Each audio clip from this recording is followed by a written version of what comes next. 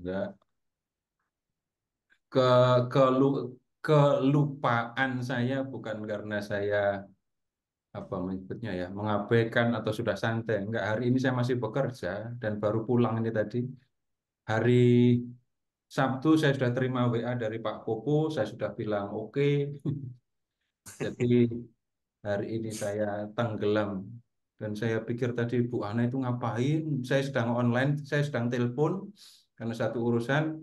Lalu saya lihat Bu Ana oh, telepon ngapain? Bu Ana telepon tumben gitu. Bu Ana nggak pernah telepon saya, tahu-tahu telepon. Iya. Karena Disuruh setuju. disuruh sama Oma Leni itu. Dan saya duduk di Enggak telepon. layau, ayo. Nggak biasa Bu Ana telepon, tahu-tahu telepon. Ya, di- eh, belum liburan, saya belum libur, belum liburan, saya masih ada hal-hal yang saya lakukan. Kira mudik Pak Seton. Ke pulang kampung, Pak, kampung sawah tadi. Oh, Tiap hari saya ada di kampung sawah. Belum, saya sudah ditunggu ibu saya, tapi tunggu dulu. Ya, di pertemuan ini kita akan lihat tentang surat 2 Petrus kan. Surat 2 Petrus. Nah, catatan pertama tentang 2 Petrus, surat ini tidak ditulis oleh Rasul Petrus. Gitu ya. Dalam bahasa studi kitab suci ini namanya pseudoepigraf. Seolah-olah Petrus yang nulis, padahal bukan. Dari mana tahu kalau bukan Petrus? Nah, ini dulu yang harus kita klarifikasi. Saya sudah sampaikan di bagian pengantar dulu, tetapi ini kita ingat-ingat dulu ya. Sekarang silahkan ke 2 Petrus, surat 2 Petrus ya. Nah, kemudian silahkan ke bab 3.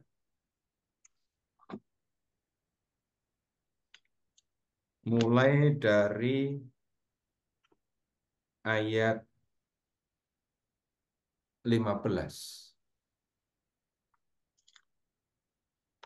Anggaplah kesabaran Tuhan kita sebagai kesempatan bagimu untuk beroleh selamat. Seperti juga Paulus, saudara kita yang kekasih, telah menulis kepadamu menurut hikmat yang dikaruniakan kepadanya. Hal itu dibuatnya dalam semua suratnya apabila ia berbicara tentang perkara-perkara ini. Perkara ini itu apa? Tentang kedatangan Tuhan. Tapi itu tunggu dulu. Dalam surat-suratnya itu ada hal-hal yang sukar difahami. Sehingga orang-orang yang tidak memahaminya dan yang tidak teguh imannya memutarbalikkannya menjadi kebinasaan mereka sendiri, sama seperti yang juga mereka buat dengan tulisan-tulisan yang lain. Bicara yang ini lebih lugas, Petrus dan Paulus itu kan sejaman ya. Petrus itu menerima Paulus di rumahnya waktu Paulus datang ke Yerusalem, Galatia bab 2. Kemudian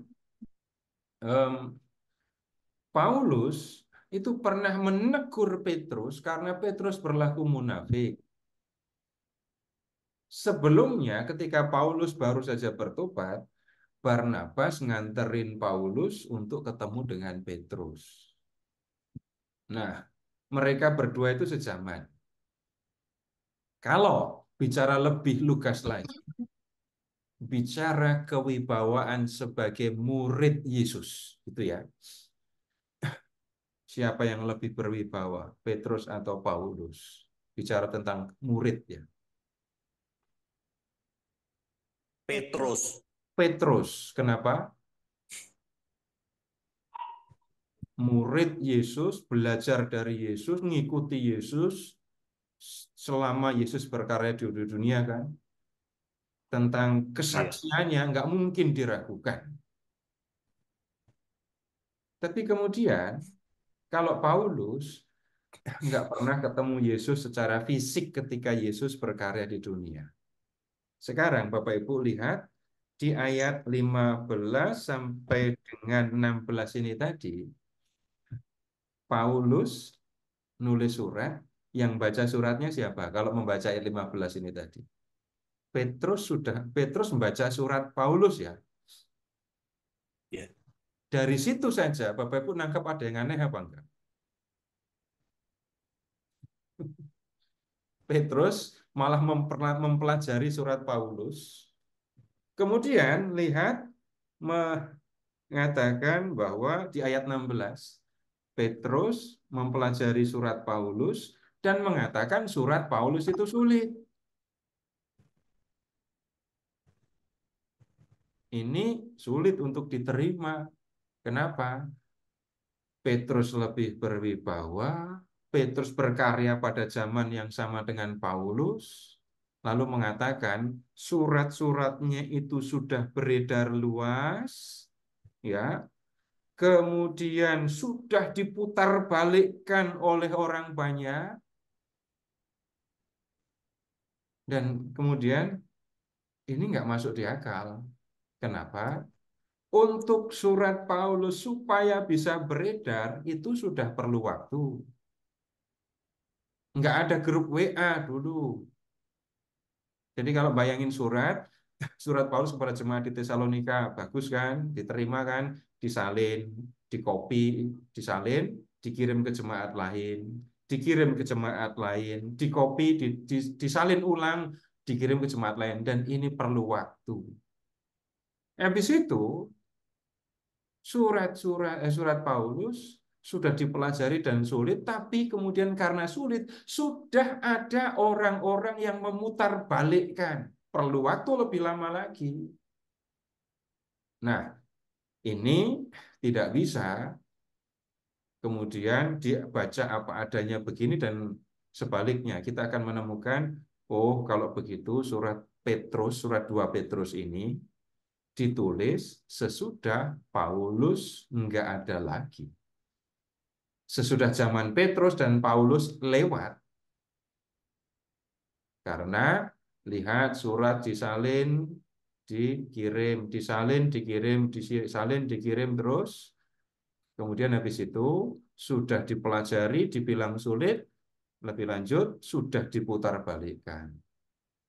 Nah, ini sudah menunjukkan surat Petrus itu datang ditulis sesudah Petrus sendiri nggak ada. Bisa dipahami, diterima atau enggak, tunggu dulu, pahami dulu. Kemudian yang kedua, lihat sekarang ini sekaligus materi bab 3 ya. Lihat sekarang ke bab 3 ayat 3 dan 4.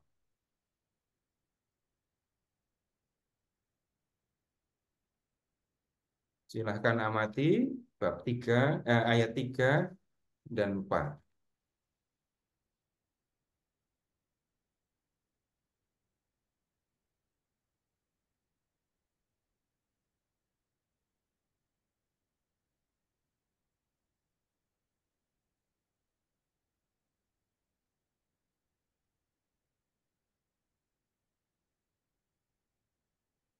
Di dua ayat itu disampaikan adanya orang-orang yang mengejek pengajaran mengenai kedatangan Tuhan di akhir zaman. Iya kan? Apa yang mereka jadikan bahan ejekan itu ajaran yang sangat serius yang diajarkan oleh Paulus, yang diajarkan oleh para rasul. Tuhan akan segera datang. Awalnya Bapak Ibu, ini orang-orang Kristiani, para pengikut Yesus, itu sangat percaya Tuhan akan segera datang. Bapak-Ibu masih ingat ini Markus bab 1, bab 9 ayat 1. Orang bahkan yakin sekali yang masih hidup di zaman Yesus, orang yang berjumpa dengan Yesus, itu akan melihat kerajaan Allah datang dengan kekuasaan. Tuhan akan datang pada waktu yang sangat singkat. Kepada jemaat di Tesalonika, Paulus menunjukkan keyakinan bahwa Tuhan akan datang ketika Paulus sendiri masih hidup. Ketika Tuhan sendiri masih hidup. Nah, awalnya kepercayaannya seperti itu. Tetapi kemudian dalam perjalanan waktu, Tuhan kok nggak datang-datang. Lalu muncullah orang-orang yang mengejek. Nah, orang-orang yang mengejek ajaran tentang kedatangan Tuhan itu tidak muncul ketika Paulus dan para rasul yang lain masih hidup. Mereka masih yakin Tuhan akan cepat datang. Kalau misalnya Bapak Ibu, Petrus mengatakan tahun lalu atau 6 bulan lalu Tuhan akan segera datang. Tapi baru setahun orang belum cukup waktu untuk mengejek Tuhan kok nggak datang-datang. Karena Paulus masih pergi ke tempat lain, ke tempat lain, ke tempat lain lagi untuk memberitakan Tuhan akan cepat datang.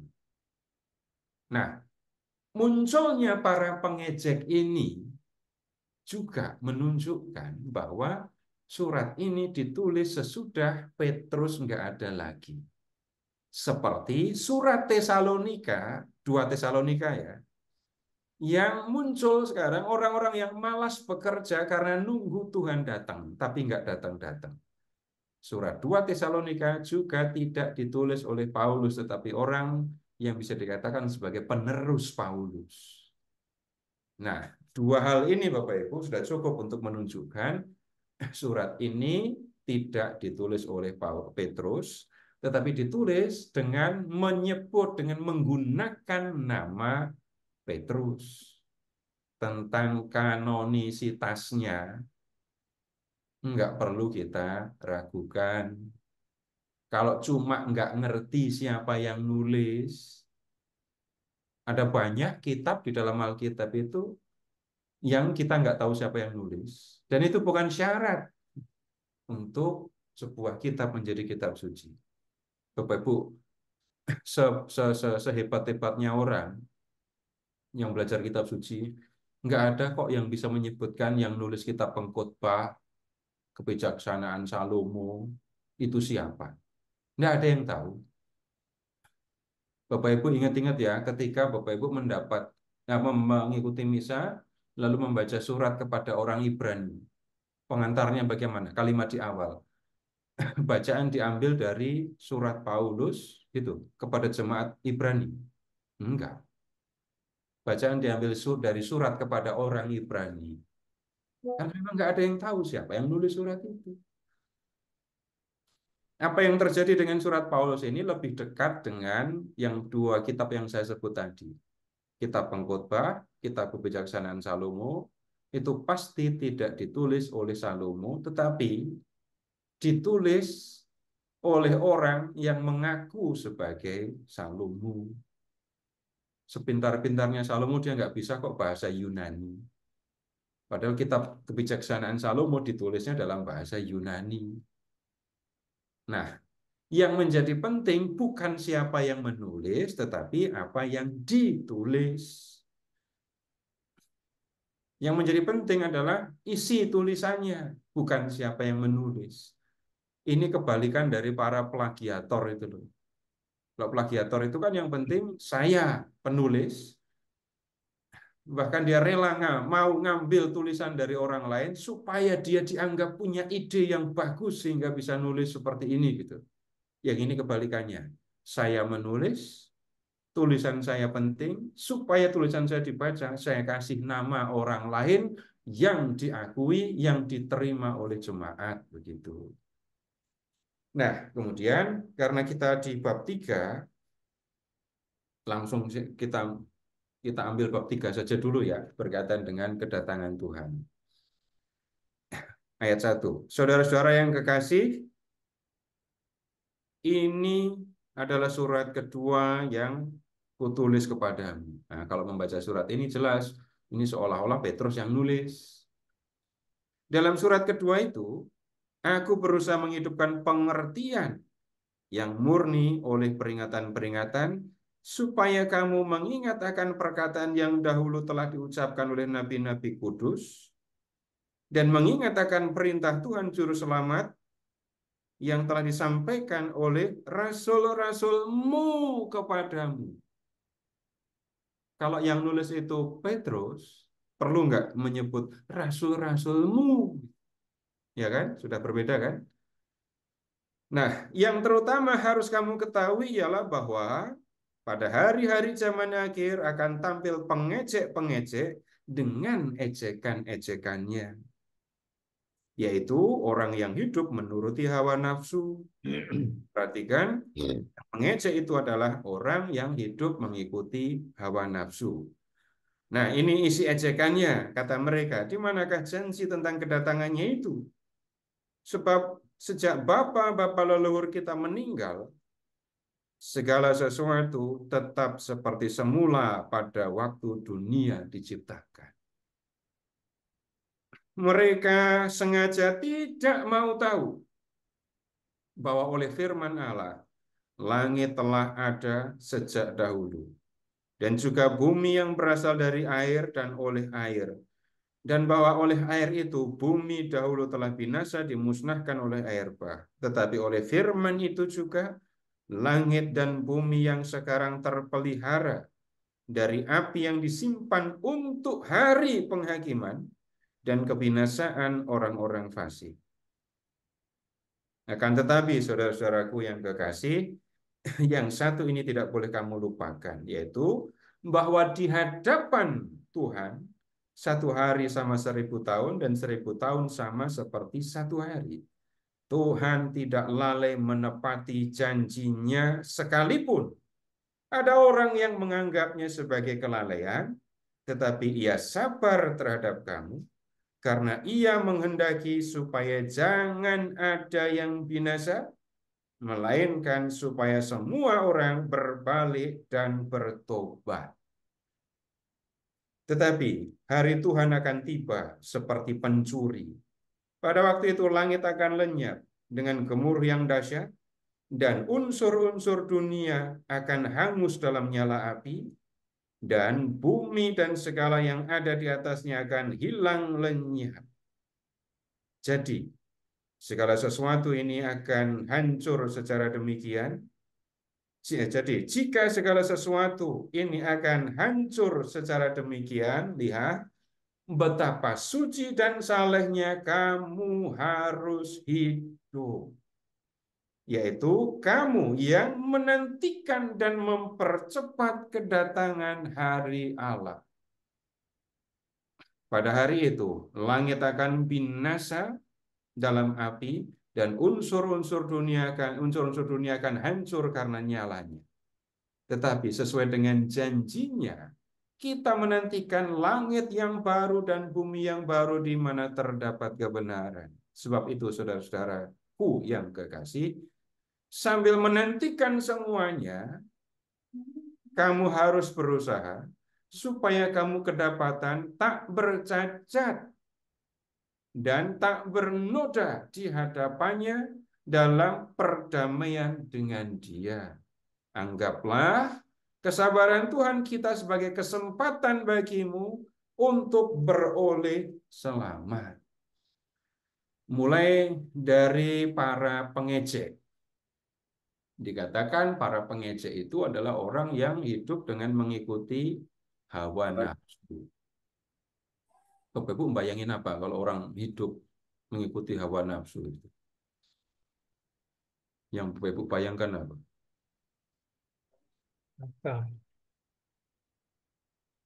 Hidup sakarepe dhewe, Pak. Iya, Barbar.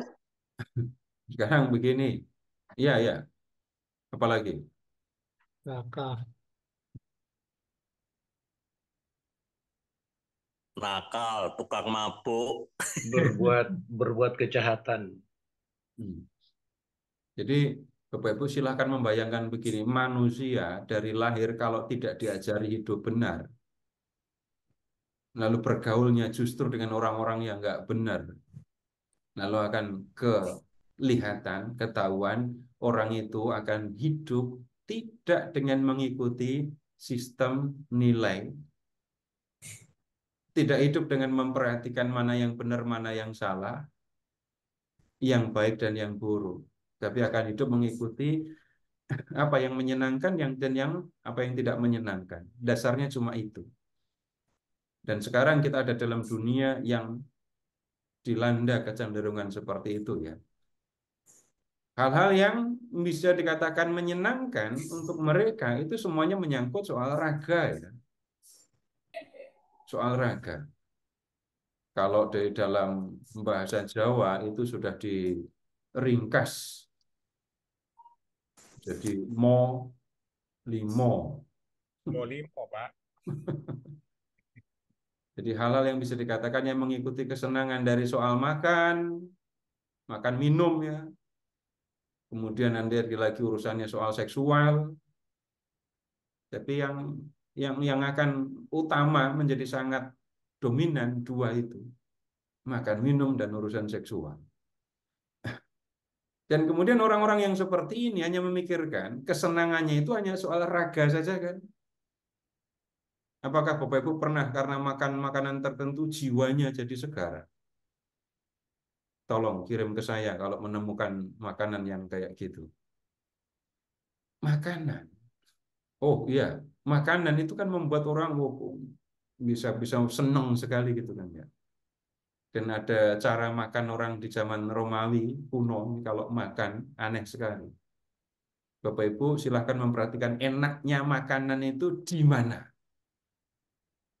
Kan hanya sebatas lidah ini di sini aja kan ya. Sampai begitu udah masuk Tenggorokan. masih berasa enaknya. Udah. Sampai di perut Apalagi. sudah nggak berasa lagi. Nah, orang-orang Romawi kuno kalau pesta, kalau udah makan banyak, minum banyak gitu ya, ada tekniknya. Dibuat muntah lagi, keluar lagi. Habis itu bisa masuk ke ruang pesta lagi, makan lagi. Nggak kebayang, nggak kebayang. Kalau kalau saya kan mikirnya ini kalau makanan enak, mahal, hmm, jangan sampai keluar lagi, harganya mahal. Tapi orang Romawi kuno ada yang makan dengan cara seperti itu. Kemudian yang kedua urusan soal seksual itu tadi.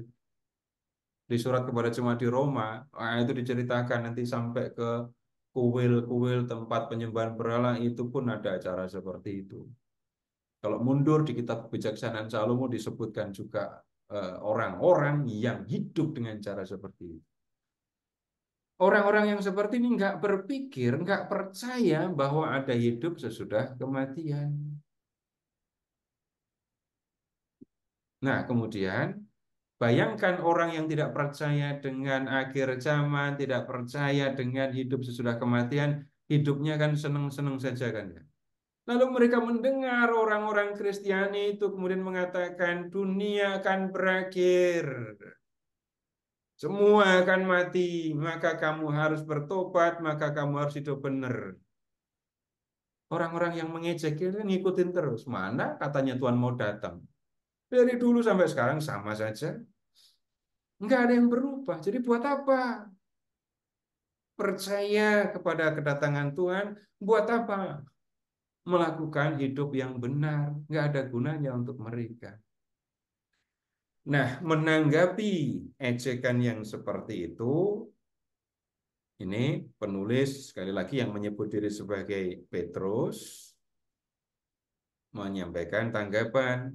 Lihat ke ayat 5. Dia memberi komentar tentang orang-orang yang mengejek itu. Mereka sengaja tidak mau tahu bahwa oleh firman Allah langit telah ada sejak dahulu, dan juga bumi yang berasal dari air dan oleh air dan bahwa oleh air itu bumi yang dahulu telah binasa dimusnahkan oleh air bah. Tetapi oleh firman itu juga langit dan bumi yang sekarang terpelihara dari api yang disimpan untuk penghakiman dan kebinasaan orang fasik. Ayat 5 sampai dengan 7 ini Bapak Ibu, ini penulis itu mengajak orang untuk memperhatikan firman Allah itu begitu berkuasa ya. Firman itu begitu berkuasa. Kenapa? Yang membuat langit dan bumi ini ada, itu firman. Kemudian ingat juga di zaman Nuh yang mendatangkan air bah itu juga firman Allah. Firman itu begitu berkuasa. Kalau dikatakan oleh para pengecek bahwa ini sejak bapak-bapak leluhur kita meninggal, segala sesuatu tetap seperti semula waktu dunia diciptakan. Kalau keadaan dunia itu masih seperti ini, itu karena firman Tuhan yang menjaga. Termasuk menjaganya dari, lihat, api yang disimpan untuk hari penghakiman. Ini kita nggak ketemu di tempat yang lain ya. Api disimpan untuk hari penghakiman.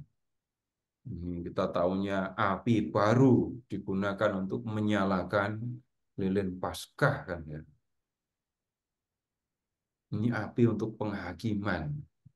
Bapak Ibu silahkan mengingat saja tentang gambaran mengenai neraka yang ya digambarkan sebagai api yang membuat orang menderita.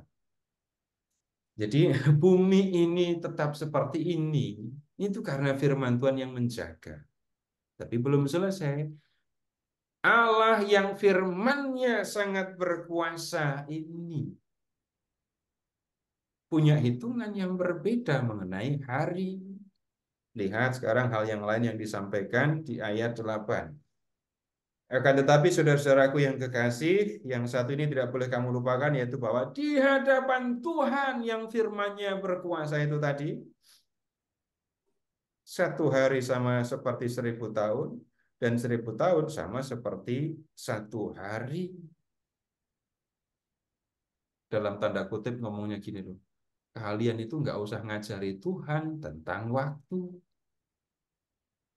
Manusia itu menghitung waktu karena langit, maksudnya karena matahari dan bulan yang diciptakan oleh Allah. Selama manusia hidup di dunia, orang terikat kepada waktu. Selama manusia masih hidup di dalam dunia yang diciptakan oleh Allah yang Maha Kuasa tadi, orang terikat waktu. Waktu itu yang membuat juga Allah kalau begitu.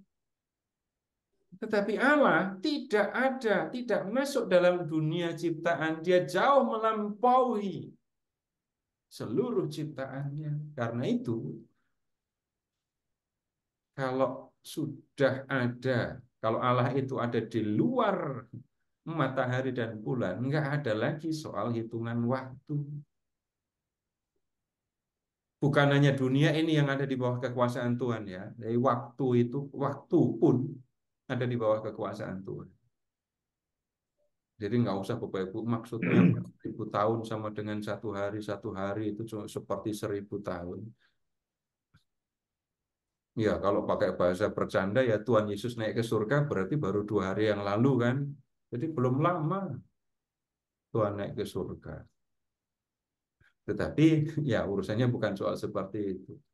Kalau Tuhan nggak datang, itu Tuhan nggak punya jadwal, nggak punya deadline juga, apalagi target.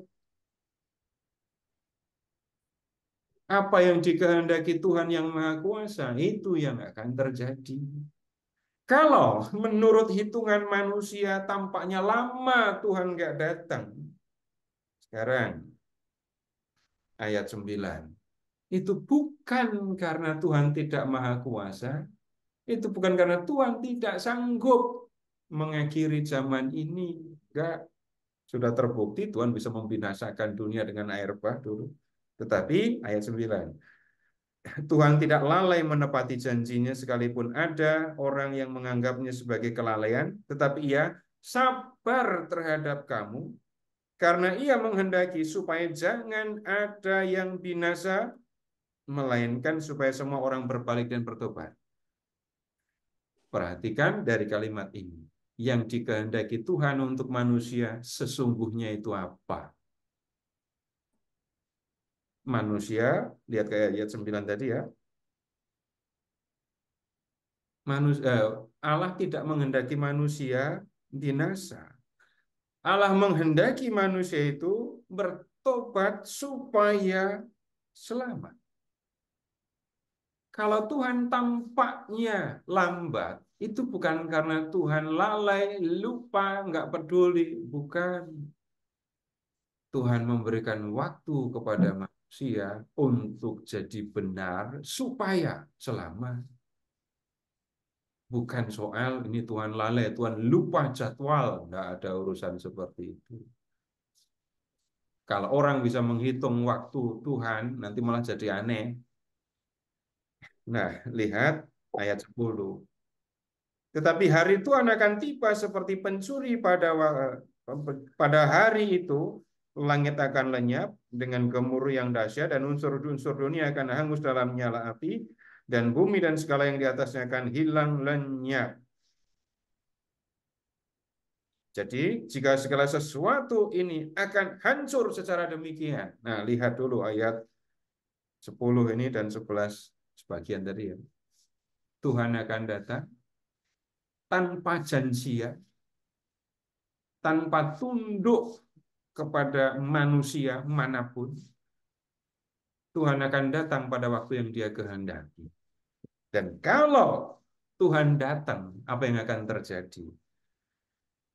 Langit lenyap, gemuruh dahsyat, unsur-unsur dunia hangus dalam nyala api. Itu tadi yang api yang disimpan untuk hari penghakiman tadi. Semua akan hancur dan kehancurannya diwarnai dengan ini api. Bumi dan segala yang ada di atasnya akan hilang lenyap.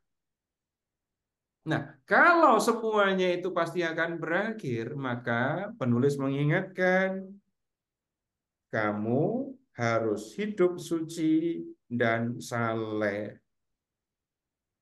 Supaya apa? Supaya kamu nggak takut ketika Tuhan datang.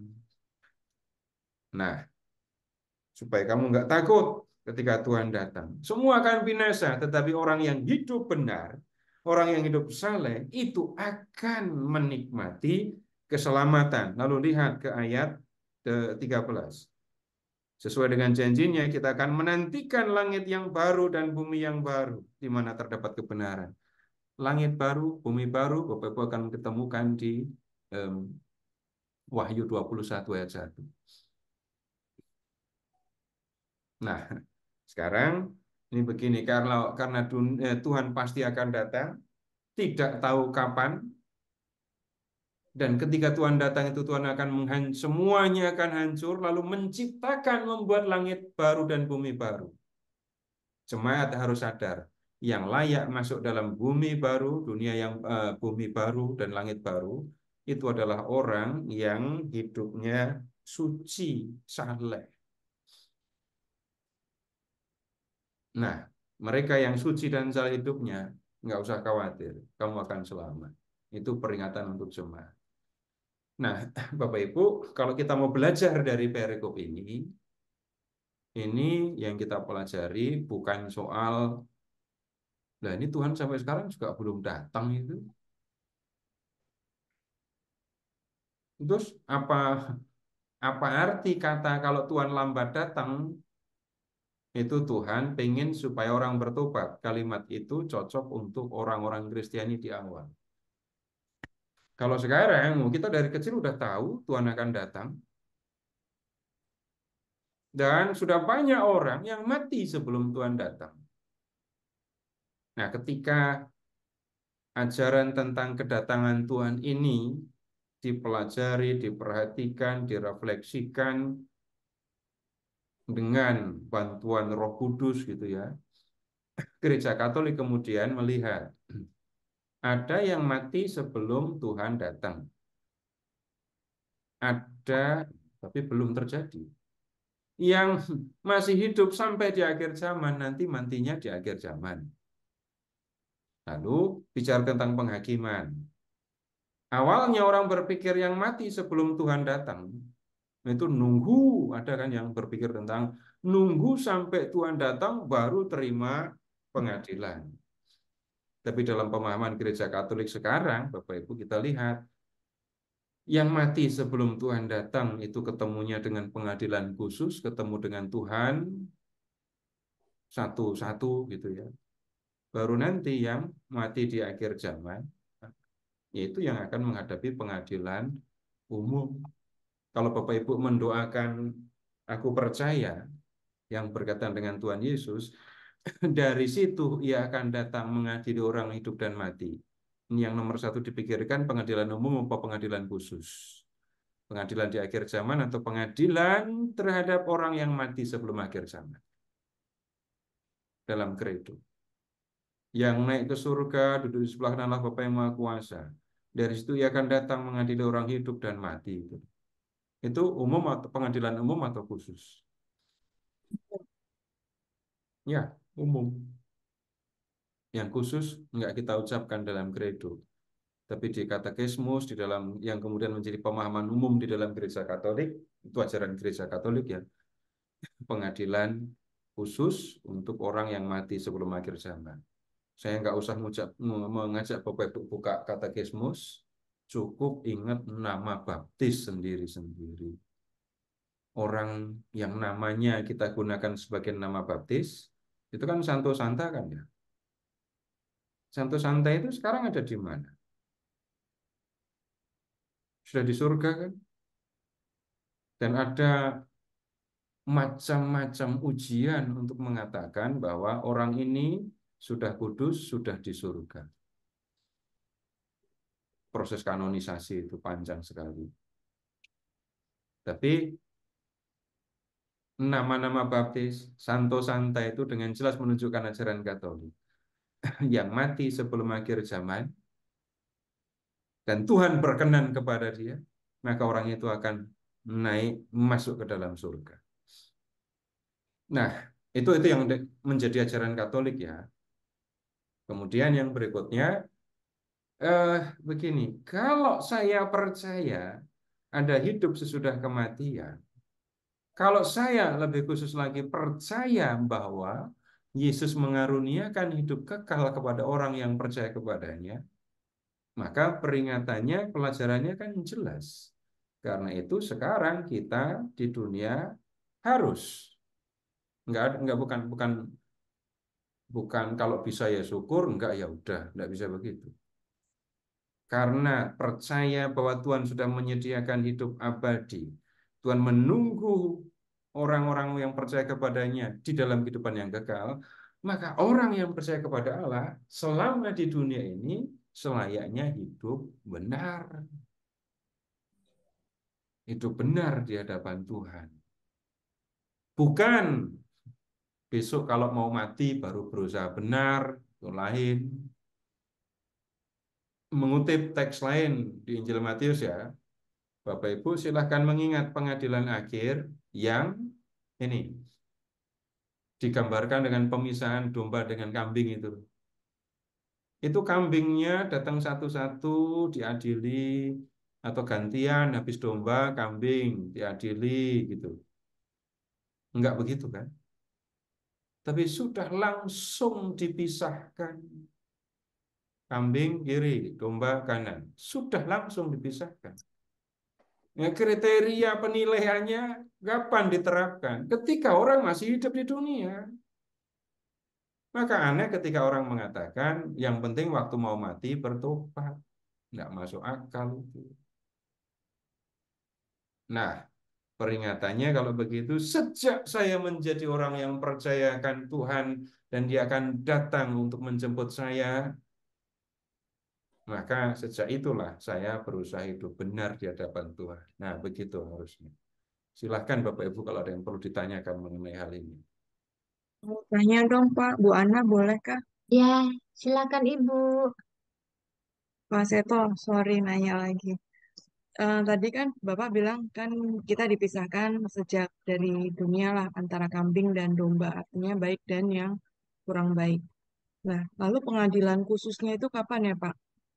Kan kalau misalnya sudah jadi di masuk kategori domba, itu pengadilan di situ atau yang diadilin cuman yang kambing aja atau gimana? Terima kasih Pak. Ibu silahkan buka dulu yang Injil Matius bab 25 ya Bu ya.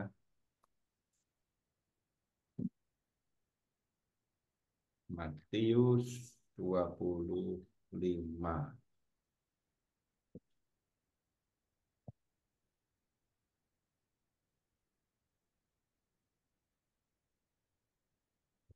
Sudah ketemu ayat 31.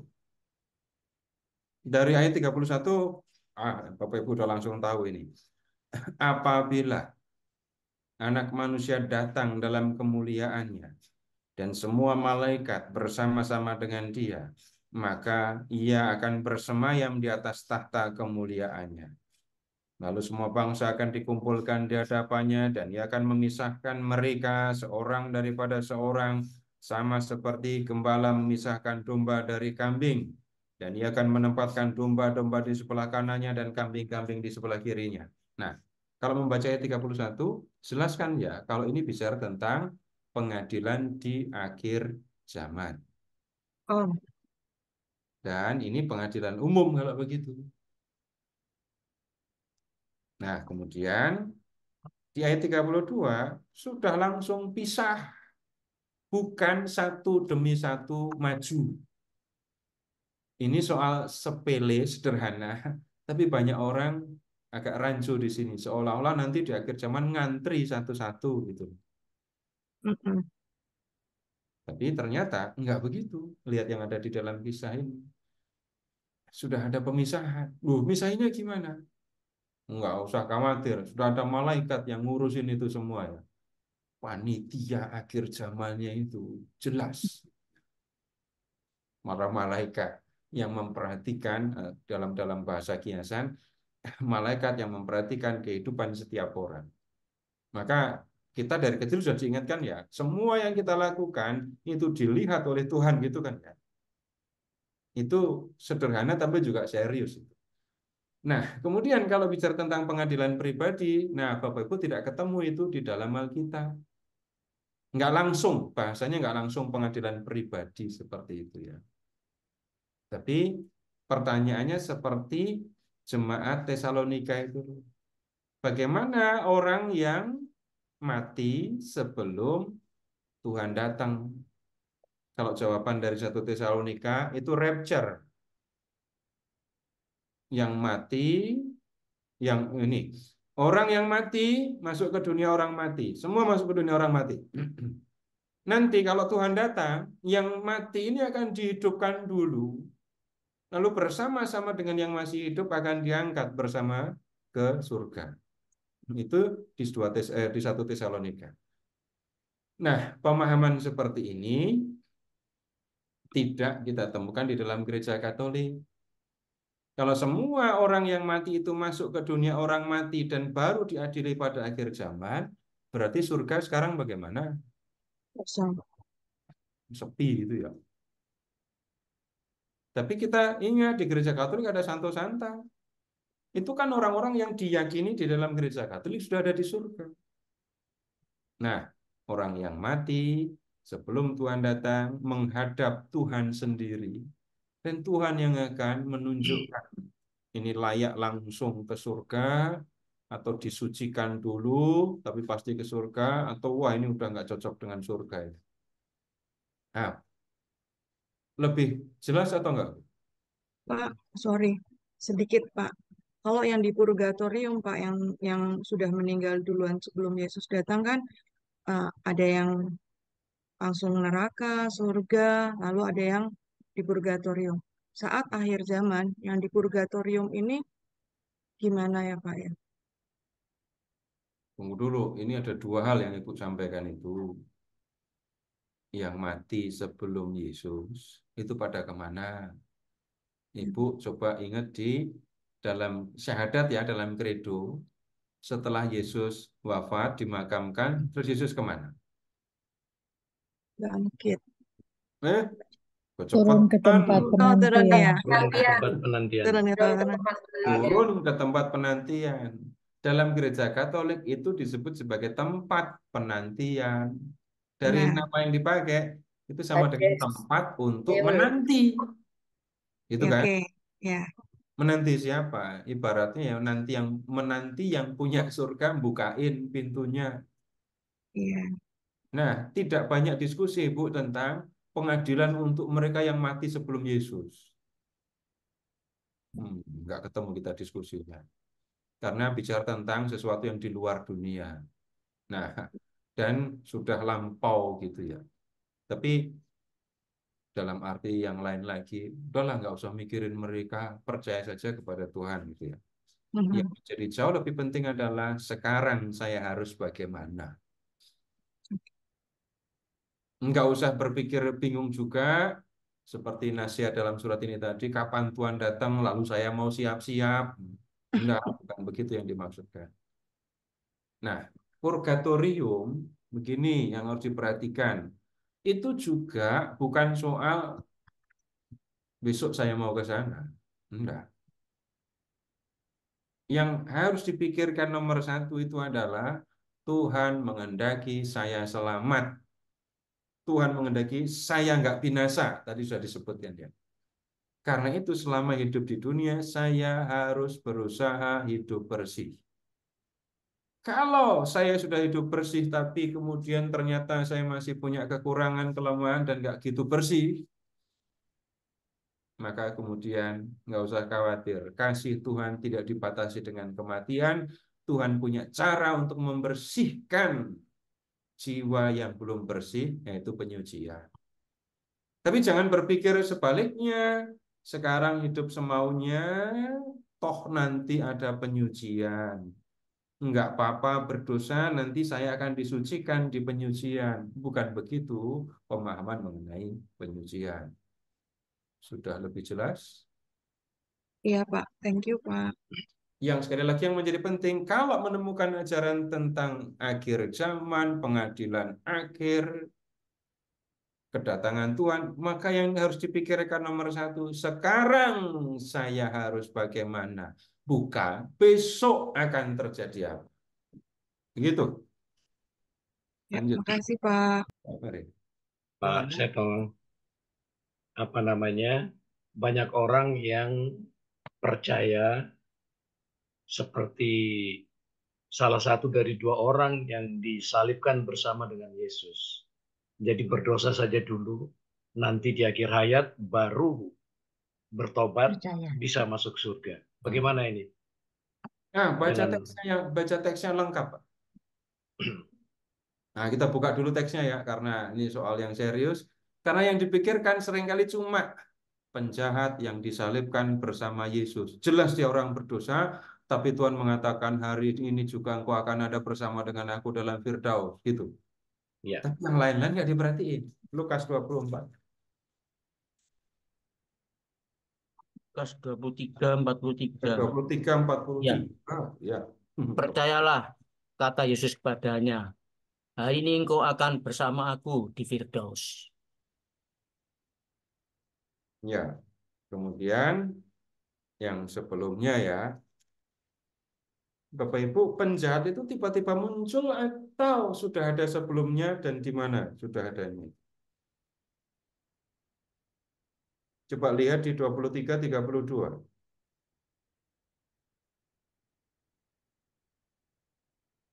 Dari ayat 26 itu kan Yesus dibawa kan ya. Oh, dari perikop sebelumnya. Yesus dibawa untuk disalibkan kan ya. Lalu di ayat 32 ada juga dikirim dua orang lain, yaitu dua penjahat untuk dihukum mati bersama-sama dengan dia. Dua penjahat itu tadi itu melihat Yesus selama diadili kan ya jadinya ya. Melihat Yesus ketika diadili, melihat Yesus ketika dipukuli, memikul salib, disalibkan, dan yang ini dua penjahat itu melihat Yesus ada di sebelah kanan atau di sebelah kiri. Nah, kemudian sekarang ke ayat 39. Ini sekaligus juga kita bicara tentang, ya bisa jadi kita perlu klarifikasi tentang apa yang selama ini ada di memori kita.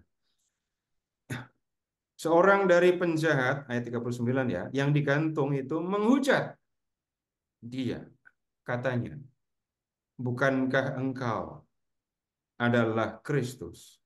Selamatkanlah dirimu dan kami. Tetapi yang seorang menegur dia, katanya, tidakkah engkau takut juga tidak kepada Allah, sedang engkau menerima hukuman yang sama? Kita memang layaknya dihukum, sebab kita menerima balasan yang setimpal dengan perbuatan kita. Tetapi orang ini tidak berbuat sesuatu yang salah. Jadi penjahat ada dua kan ya. Di ayat 39 itu penjahat. Di ayat 40 ada penjahat yang kedua. Di ayat 42 lalu ia berkata, Yesus, ingatlah akan aku apabila engkau datang sebagai raja. Tolong perhatikan ayat 42. Iyanya ini penjahat yang pertama atau kedua? Dua. Penjahat yang bertobat. Iya, penjahatnya ada dua.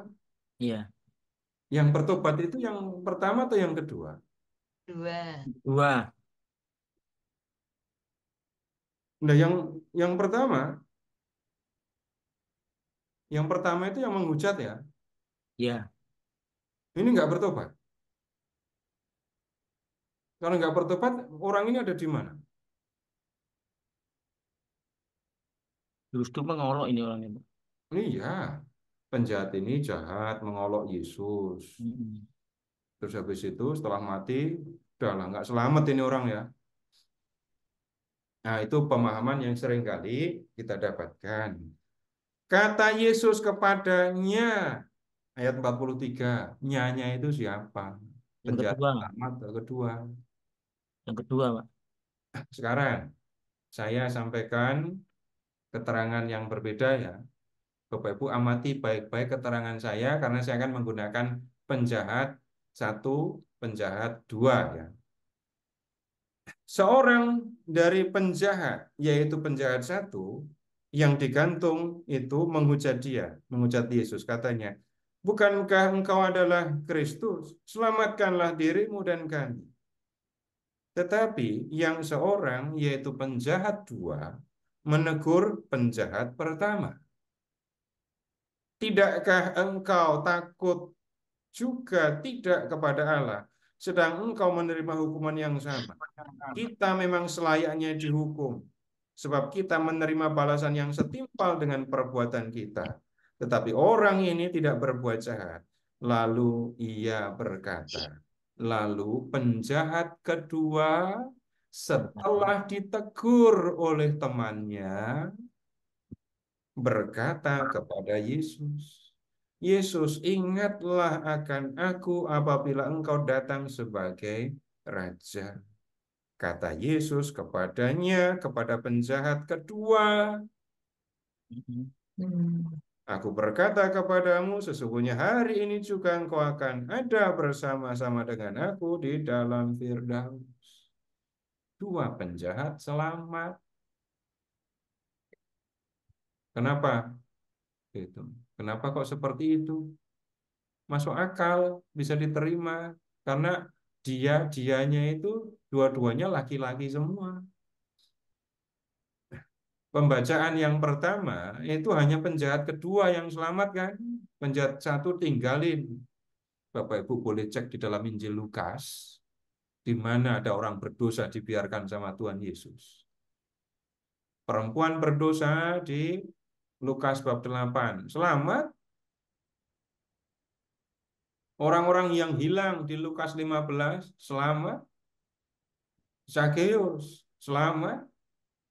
Nggak bisa kita mengatakan semua selamat kecuali penjahat yang pertama. Kita bicara Injil Lukas ya. Nah, kemudian dari sini Bapak Ibu, kita bisa melihat sebenarnya apa yang mau diajarkan di dalam kisah ini. Tuhan memperhatikan orang berdosa. Yang menjadi penting adalah sadar akan dosa dan kemudian bertobat. Nah, kemudian ini dihitungnya bertobatnya menjelang kematian. Tunggu dulu.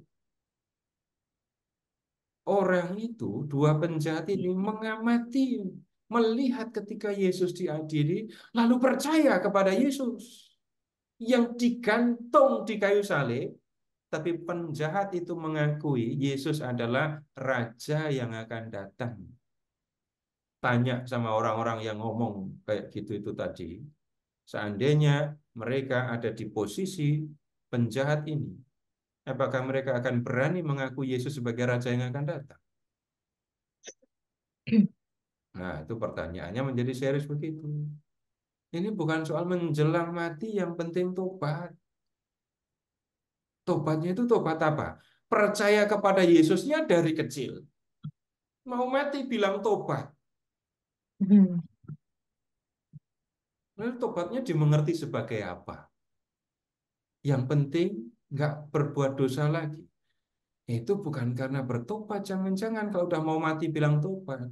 Itu bukan karena sadar akan kasih Tuhan, itu bukan karena sadar akan yang baik dan yang nggak baik, tapi jangan-jangan karena sudah tidak bisa berdosa lagi.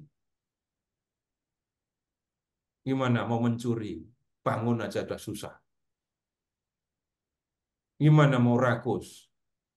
Penyakit sudah banyak. Kebanyakan makan gula dikit, sudah diabetes. Mau makan daging kambing, udah takut stroke. Nggak bisa rakus lagi. Tapi itu bukan bertobat.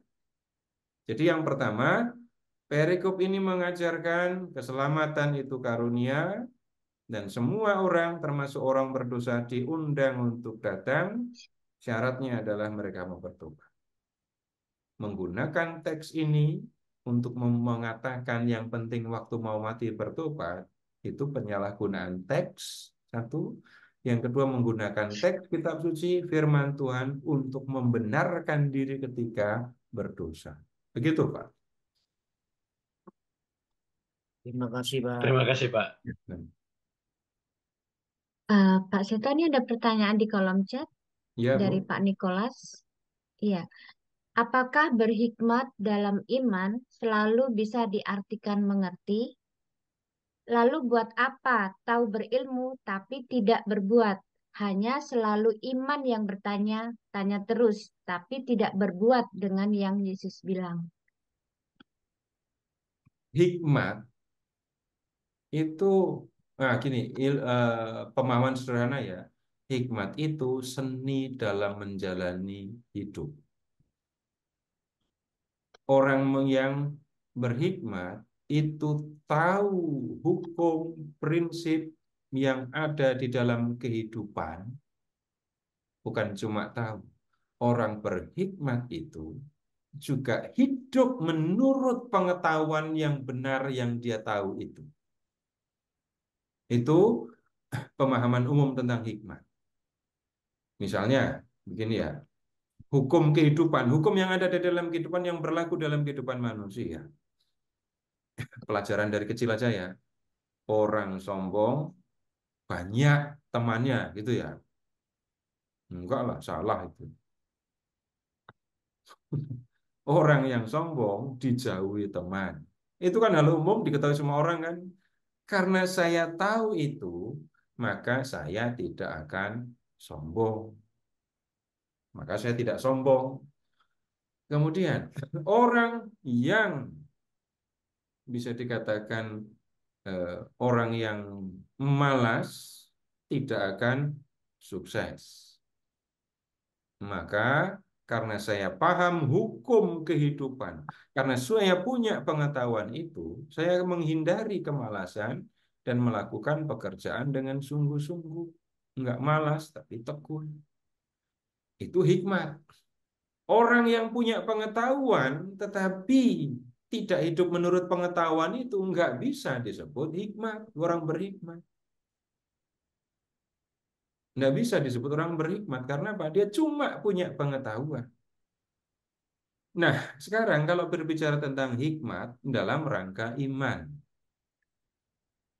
Orang yang berhikmat dalam hal iman itu tahu yang dikehendaki oleh Allah dan dia hidup menurut kehendak Allah ini. Kalau orang cuma tahu, punya pengetahuan tentang Allah, itu baru teolog, ahli teologi. Tapi belum bisa dikatakan dia orang yang beriman. Orang yang beriman itu mengerti siapa Allah, mengerti apa yang dikehendakinya, dan dia hidup mengikuti yang dikehendaki oleh Allah. Ini hikmat dalam rangka iman itu. Buat liburan Jen. Buat liburan ya saya Jen. Lebih lanjut ketika bicara tentang iman. Untuk melakukan yang benar, itu orang perlu kekuatan, perlu keberanian. Roh Kudus dikaruniakan kepada orang beriman supaya bisa dan berani menjalani hidup seperti yang dikehendaki oleh Allah. Begitu keterangannya, Bu. Oke, baik. Sudah cukup ya Pak Nikolas ya. Oke, baik. Silakan Pak Seto. Boleh dilanjut. Baik, sekarang maju. Jadi dari bab 3 ya. Kita sekarang lihat bab 2. Ini pelajaran aneh ya. Belajar dari bab terakhir. Silahkan ke bab 2 sekarang. Ini kasusnya. Ada masalah di dalam jemaat berkaitan dengan nabi-nabi palsu. Bab 2 ayat 1. Sebagaimana nabi-nabi palsu dahulu tampil di tengah-tengah umat Allah, demikian pula di antara kamu akan ada guru-guru palsu. Mereka akan memasukkan pengajaran-pengajaran yang sesat, pengajaran sesat yang membinasakan. Bahkan mereka akan menyangkal penguasa yang telah menebus mereka dengan jalan demikian, dan dengan jalan demikian segera mendatangkan kebinasaan atas diri mereka. Banyak orang akan mengikuti cara hidup mereka yang dikuasai hawa nafsu. Dan karena mereka jalan kebenaran akan dihujat. Dan karena serakahnya guru-guru palsu itu, dan karena serakahnya, guru-guru palsu itu akan berusaha mencari untung dari kamu dengan cerita-cerita isapan jempol mereka. Tetapi untuk perbuatan mereka itu, hukuman telah lama tersedia dan kebinasaan tidak akan tertunda. Perhatikan, guru-guru palsu. Berarti enggak ada sertifikatnya ini. Palsu. Di dalam perjanjian lama di antara umat Israel dulu ada nabi-nabi palsu. Nah, kalau mendengar nabi palsu itu yang saya langsung ingat itu kitab Mika. Bapak Ibu buka dulu ya kitab Mika. Itu gambaran yang sederhana, gampang untuk dimengerti berkaitan dengan nabi palsu ini.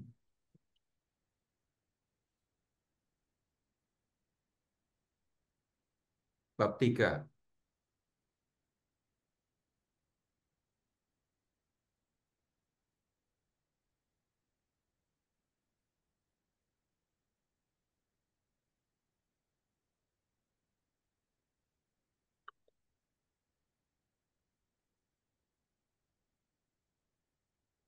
ayat 5. Beginilah firman Tuhan terhadap para nabi yang, perhatikan ini ya, menyesatkan bangsa, yang apabila mereka mendapat sesuatu untuk dikunyah, maka mereka menyerukan damai. Tetapi terhadap orang yang tidak memberi sesuatu ke dalam mulut mereka, mereka menyatakan perang. Jadi Nabi ini terima pesanan firman ini ya.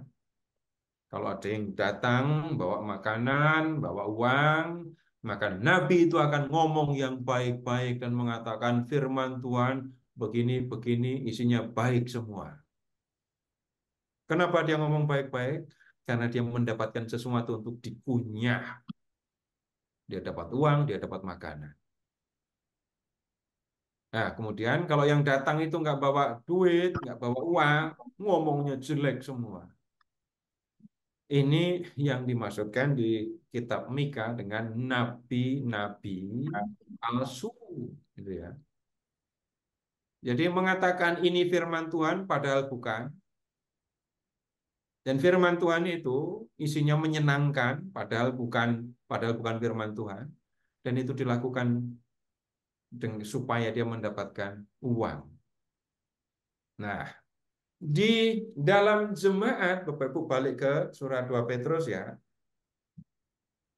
Demikian pula di antara kamu akan ada guru-guru palsu. Lihat keterangan tentang guru-guru palsu itu ya. Masih di ayat 1.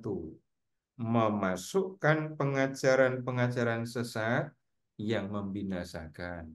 Terus, menyangkal penguasa yang telah menebus mereka. Kemudian, lihat ayat 3. Mencari untung dari kamu, dari cerita-cerita isapan jempol. Terus ayat 2, banyak loh yang tertarik mendengarkan pengajarannya. Banyak orang akan mengikuti cara hidup mereka yang dikuasai hawa nafsu. Dan karena mereka jalan kebenaran akan dihujat. Perhatikan ayat 1 tadi ada kalimat menyangkal penguasa yang telah menebus mereka. Kemudian ayat 2, karena mereka jalan kebenaran dihujat. Ini guru palsu ini ngajarin apa kok sampai memasukkan ajaran yang sesat? Bapak Ibu, tolong amati kata ini menebus. Kemudian di ayat 2 mengikuti hawa nafsu. Lalu di ayat 3 mencari untung. Bapak Ibu begini. Tolong mengingat. Pernah nggak Bapak Ibu mengalami Bapak Ibu itu salah, objektif salah, tetapi ada orang yang membenarkan Bapak Ibu. Dan kemudian dalam hati muncul rasa senang. Pernah ngalami kayak gitu apa enggak? Saya salah. Tapi kemudian ada yang belain saya dan mengatakan enggak, kamu enggak salah. Lalu dalam hati muncul rasa senang. Padahal objektif saya salah. Pernah ngalami kayak gitu apa enggak? Wah, ya cuman saya berarti yang ngalami. Pernah, Pak. Sama. Ngalami yang buruk lagi itu. Iya. Tapi kemudian coba perhatikan dalam perjalanan waktu setelah saya refleksi lebih banyak. Ada yang berubah enggak? Iya, waktu itu saya memang salah. Mengalami yang kelanjutannya mengalami begitu. Iya. Sekarang, Bapak Ibu, ini pengajar atau guru palsu menyampaikan pengajaran sesat, mendukung hawa nafsu, menyingkirkan penebus, membuat orang nggak mementingkan jalan kebenaran. Yang kalau dalam hal ini, Bapak Ibu, ada satu pemahaman dalam filsafat ya dari zaman kuno. Itu yang mengajarkan apa yang menyenangkan, udah lakukan. Apa yang membuat kamu menderita, jangan lakukan. Ada yang ngajarin begitu. Terus yang lain lagi ada yang ngajarin begini. Jiwa yang sebenarnya, diri manusia yang sebenarnya itu adalah jiwa, raga, bukan diri manusia. Raga itu kotor, materi itu kotor, roh itu suci, jiwa itu suci. Maka kalau kamu berdosa, sebenarnya yang berdosa cuma ragamu. Jiwamu nggak ikut kotor oleh dosa. Jiwamu nggak ikut berdosa. Kalau dengar ajaran kayak gitu, ngomong bukan bicara benar apa salah. Bapak Ibu bukan bicara benar apa salah sekarang ya. Tapi jawab dengan asumsi menyenangkan atau tidak menyenangkan. Menyenangkan itu. Sangat menyenangkan. Pengen berdosa, udah berdosa aja. Itu cuma ragamu yang berdosa kok. Jiwamu nggak terpengaruh oleh dosa. Dengar ajaran kayak gini. Wah, orang akan senang. Tapi orang nggak ngomong lagi benar apa salah jadinya. Kalau raga yang berdosa, jiwa tidak terpengaruh oleh dosa dan jiwa akan selamat, Bapak Ibu, lihat di ayat 1 tadi. Menyangkal penguasa yang menebus mereka. Kalau pemahamannya jiwa tidak dikotori oleh dosa raga, ada gunanya nggak Yesus jadi penebus? Ada nggak gunanya penebusan yang dilakukan oleh Allah dalam diri Yesus kalau begitu? Nggak ada. Nggak ada. Jadi, tapi orang bisa memasukkan pengajaran sesat ini ke dalam jemaat dan banyak anggota jemaat yang percaya. Itu celaka. Jadi jemaat bukan ngomong benar apa salah lagi. Lalu ngapain belajar tentang Tuhan Yesus kalau begitu? Nggak ada gunanya jadinya. Nah, kemudian berikutnya. Sekarang silahkan ke ayat 10b. 10b itu mulai dari kata mereka itu. Alinea yang baru itu. Mereka begitu berani dan angkuh sehingga tidak segan-segan menghujat kemuliaan. Padahal malaikat sendiri yang sekalipun lebih kuat dan lebih berkuasa daripada mereka tidak memakai kata-kata hujat. Kalau malaikat-malaikat menuntut hukuman atas mereka di hadapan Allah. Tetapi mereka itu sama dengan hewan yang tidak berakal. Sama dengan binatang yang hanya dilahirkan untuk ditangkap dan dimusnahkan. Mereka menghujat apa yang mereka tidak ketahui, sehingga oleh perbuatan mereka yang jahat, mereka sendiri akan binasa seperti binatang liar. Dan akan mengalami nasib yang buruk sebagai upah kejahatan mereka. Berfoya-foya pada siang hari, mereka anggap kenikmatan. Mereka adalah kotoran dan noda yang mabuk dalam hawa nafsu mereka kalau mereka duduk makan minum bersama-sama kami. Lihat, mata mereka penuh nafsu zina. Saya sudah menyebut tadi ya. Dan mereka tidak pernah jemu berbuat dosa. Mereka memikat orang-orang yang lemah. Hati mereka terlatih dalam keserakahan. Mereka adalah orang-orang terkutuk. Oleh karena mereka telah meninggalkan jalan yang benar, maka tersesatlah mereka, lalu mengikuti jalan Bileam anak Beor yang suka menerima upah untuk perbuatan-perbuatan yang jahat. Begini, kalau saya bicara ngomong sama anak-anak yang belajar Alkitab gitu ya. Salah satu hal yang saya tanyakan itu begini. Apa bedanya kamu sama kucing? Sekarang bayangkan di meja makan itu ada makanan. Kemudian kalau kucing melihat makanan, Apa yang akan dilakukan oleh si kucing? Makan. Bukan. Permisi dulu enggak?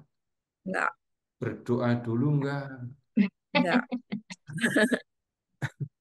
Lihat kanan kiri ada teman yang perlu atau enggak? Enggak. Enggak. Kucing ya lihat makanan, dia lapar, makan, udah kenyang, pergi. Tapi kalau kamu, ini ngomong sama anak-anak kan, kalau kamu lihat makanan di meja makan, tanya sama mama dulu enggak? Wah.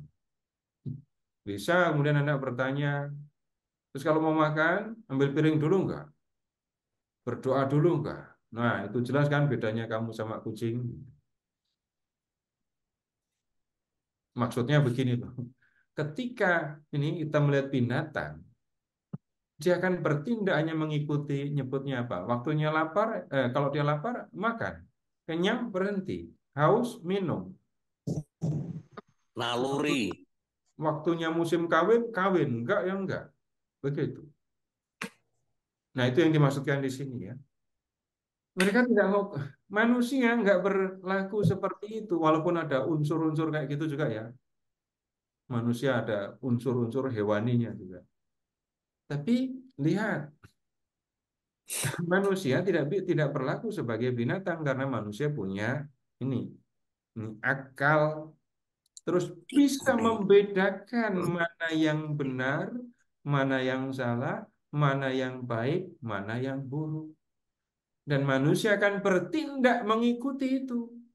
Wah, dalam bahasa yang lebih susah kita nyebutnya etika, gitu ya. Bicara tentang benar dan salah dalam relasi sesama manusia. Orang yang ini benar-benar hidup sebagai manusia akan berpikir, ini benar atau salah, ini baik atau tidak, begitu. Dan orang-orang ini, guru-guru palsu tadi ya, lihat ayat 13 itu. Hidup mereka dikuasai, dikendalikan oleh hawa nafsu, sehingga kerjaan mereka cuma berfoya-foya dan itu dianggap dan foya-foya itu dianggap sebagai kenikmatan. Kemudian lihat ke ayat 14. Mata mereka penuh nafsu zina. Tolong peragakan mata yang penuh nafsu zina itu yang seperti apa? Angel, angel. Ibu-ibu akan tahu, para ini teman-teman yang perempuan akan tahu. Kalau di tempat-tempat yang umum gitu ya, ngelihat ada laki-laki ngelihat dia dari atas sampai bawah, dari bawah sampai ke atas. Itu bisa lihat, bisa memperhatikan itu kan.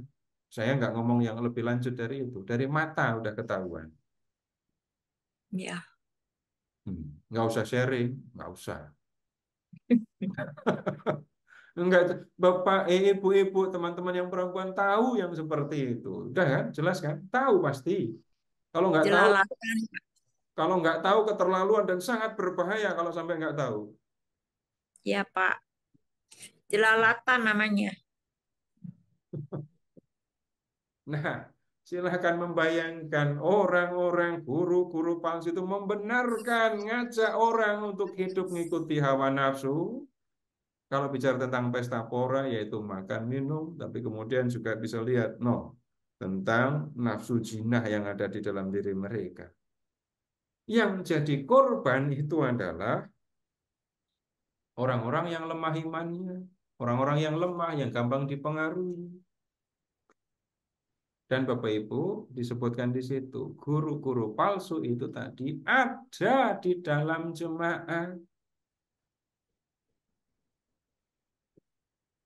Jadi bukan sesuatu yang ada di luar jemaat, ada di dalam jemaat dan sudah membuat banyak orang sesat mengikuti ajaran mereka.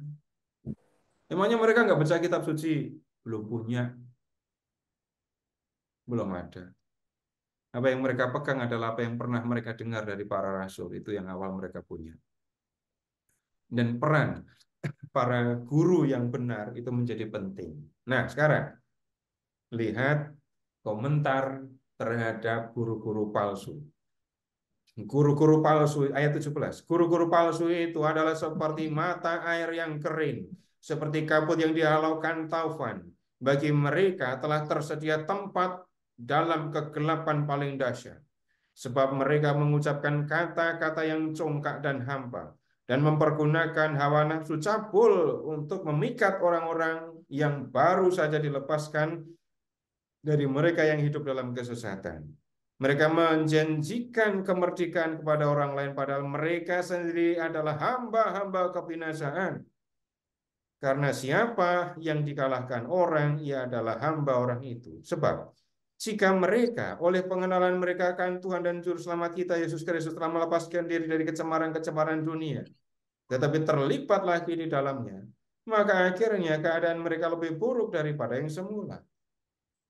Karena itu, bagi mereka adalah lebih baik jika mereka tidak pernah mengenal jalan kebenaran daripada mengenalnya, tetapi kemudian berbalik dari perintah kudus yang disampaikan kepada mereka. Bagi mereka, cocok apa yang dikatakan peribahasa yang benar ini. Anjing kembali ke muntahannya, dan babi yang mandi kembali lagi ke kubangannya. Ini penulis sekarang menyerang guru-guru palsu itu ya. Lihat ayat 17. Mereka seperti mata air yang kering, seperti kabut yang bukan dihalau angin ya, dihalau taufan. Biasanya seperti itu. Sebentar saja mereka ada dan gampang sekali mereka binasa. Nah, lihat berulang-ulang saya sampaikan mereka mengikuti hawa nafsu, mengajari orang untuk membiarkan diri dikuasai hawa nafsu. Perintah Tuhan baik dan benar, kehendak Allah mereka nggak pedulikan. Yang penting bagi mereka adalah kalau kamu senang, ya lakukan. Lalu mereka dengan mengatakan begitu, seolah-olah mereka mengajak kita merdeka. Maksudnya melakukan apapun yang kita mau. Ada mirip-miripnya dengan pemahaman banyak orang sekarang ya. Merdeka itu berarti mau hidup mengikuti apa saja yang mereka mau. Bahkan sudah sampai pada level saya itu perempuan tapi pengen jadi laki-laki, ya udah jadilah laki-laki. Mau kamu saya itu laki-laki tapi pengen jadi perempuan, udah jadilah perempuan. Sudah sampai level itu kan, nggak ngomong bener apa nggak bener. Nah kemudian kalau mereka menyebut diri orang merdeka, ngajak orang untuk merdeka, penulis mengatakan enggak, mereka itu bukan orang merdeka. Mereka itu tawanan, mereka itu enggak merdeka sama sekali. Kenapa? Mereka hidup di bawah kekuasaan dosa. Dosa mengendalikan mereka, dosa menguasai mereka. Mereka akan berbuat atau tidak berbuat, yang mengendalikan mereka adalah dosa. Jadi katanya merdeka, ngajarin orang supaya merdeka, lepas dari Tuhan, lepas dari kehendak Tuhan, tapi ikuti apa yang ada di dalam hatimu, ikuti keinginanmu, itu dianggap merdeka. Padahal itu bukan kemerdekaan. Itu adalah kehidupan para budak. Budak apa? Budak dosa. Mereka mengikuti apa yang diomongkan, apa yang diperintahkan oleh dosa. Sehingga yang muncul adalah ya tindakan-tindakan yang menyangkut pemenuhan hawa nafsu, termasuk dalam hal ini urusan seksual tadi. Nah, sekarang begini. Ada dua hal yang saya sampaikan untuk refleksi dari bab kedua ini ya. Yang pertama itu menyangkut masuknya ajaran-ajaran sesat di dalam jemaat. Dalam surat ini ajaran ini penulis langsung menyebut gitu ya. guru palsu ada di dalam jemaat, mengajari orang untuk hidup mengikuti hawa nafsu, cabul. Nah, kemudian penulis menunjukkan enggak benar yang seperti itu. Harus diklarifikasi, harus ditunjukkan. Penulis menunjukkan mereka salah. Apa yang mereka ajarkan itu sama dengan menyingkirkan Tuhan, menyangkal Tuhan yang sudah menebus mereka. Nah, pertanyaan yang kita bisa perhatikan sekarang. Kalau di dalam gereja Katolik, entah di level lingkungan, paroki, keuskupan, itu ada nggak sih ajaran-ajaran yang sesat dan kemudian masuk ke dalam gereja, lalu pemimpin atau gembala gereja memperhatikan itu dan mengatakan itu salah. Jangan ikuti. Pernah begitu apa? Pernah ada kisah seperti itu apa enggak? Kadang ada. Bisa ambil contoh Pak kalau pernah menemukan. Enggak usah Ya, sebut nama-nama. misalnya di komunitas karismatik, kemudian pemimpinnya itu mengajarkannya tidak benar. Nah, itu ditegur oleh yang di atasnya atau romo. Oh, ajaran itu keliru, itu salah. Begitu, Pak. Ya, yang seperti itu. Ya. Kemudian begini. Ada contoh yang lain lagi? Silahkan kalau ada. Modalnya para guru palsu itu apa? Kemampuan untuk berbicara, kemampuan untuk meyakinkan orang, dan kemampuan mereka untuk melihat siapa yang gampang dipengaruhi kan? Karisma. Guru palsu pakai karisma, mewah Bu namanya kalau begitu. Nekat, Pak. Kemampuan untuk bicara dengan cara yang memikat itu, tapi terlalu mewah disebut karisma, guru palsu kok. Nah, kemudian begini, ketika ini orang yang lemah tadi ya, itu kan kalau nggak waspada, nggak memperhatikan isi omongan, tapi memperhatikan cara orang bicara kan. Omongnya baik, menarik, menyenangkan, gitu. Wah, ini kayaknya bener dah. Dan waktu itu orang belum punya acuan untuk mengatakan ini benar atau salah. Itu yang merepotkan di waktu itu. Tapi kalau sekarang, Bapak Ibu begini, ajaran-ajaran yang nggak benar itu memang harus diperhatikan. Harus diperhatikan. Bisa jadi kita nggak perlu menunggu pimpinan gereja, nggak perlu menunggu gembala gereja. Tapi kalau kita belajar tentang iman yang benar, kita akan bisa melihat, tahu, menilai. Oh, ini ada sesuatu yang baru, tapi ini nggak sesuai lah dengan ajaran ini Katolik misalnya. Ini nggak sesuai dengan ajaran mengenai Tuhan. Misalnya yang misalnya ya, ini soalnya ada banyak di dalam gereja Katolik yang menyampaikan hal yang sering saya sebut bahkan ya, tanpa menggunakan kalimat yang langsung, orang ada yang mengajarkan supaya ya mengajarkan begini. Setiap orang Katolik kalau mati pasti masuk penyucian. Pernah ada yang mendengar kalimat kayak gitu kan ya? Setiap Pernah. orang Katolik kalau mati pasti masuk penyucian. Pernah. Kalau ditanya Pernah. itu sumbernya dari mana, pasti akan kerepotan. Tapi kepandaian berbicara menunjukkan orang bisa sampai kepada level itu. Keterangan lebih lanjut, orang-orang yang kemudian apa ya dalam arti tertentu lemah tadi ya. Nah, terus ngapain repot-repot kita melakukan yang baik? Nasibnya sama aja gitu kok. Semua mati, semua orang Katolik kalau mati ke penyucian, ya udah berdosa saja. Lalu keterangan lebih lanjutnya, ya kalau dosanya banyak, kepenyuciannya lama. Tapi kalau sedikit, nah penyuciannya lebih singkat. Tapi kemudian yang seperti ini masih tetap sama urusannya. Mengajarkan hal yang bisa dikatakan salah, tetapi dibungkus dengan ajaran mengenai penyucian. Bungkusannya adalah ajaran mengenai penyucian, tapi isinya ajaran yang salah. Enggak apa-apa berdosa, toh semua masuk penyucian kok. Kesimpulannya bisa begitu. Tapi kemudian Bapak Ibu lihat ya, nggak usah manggil Romo, nggak usah manggil siapapun kalau mendengar yang seperti itu. Cukuplah Bapak Ibu ingat doa Fatimah coba. Doa Fatimah kalau pas-pas ini loh, pas Rosario itu.